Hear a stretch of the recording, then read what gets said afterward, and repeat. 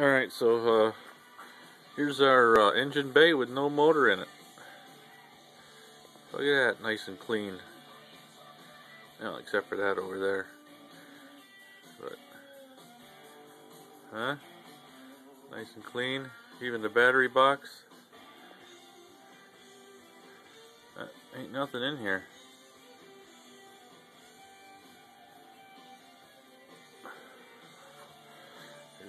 Look at the front end here. My reg's down in there. Here's the hoist. And right over here, this is the motor. This was inside there.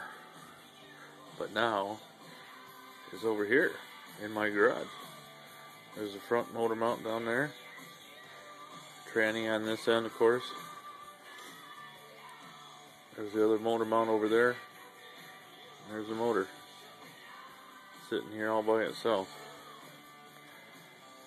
Probably should have taken a couple pictures or something when we were doing it, but I didn't because we were trying to get her out. So there it is.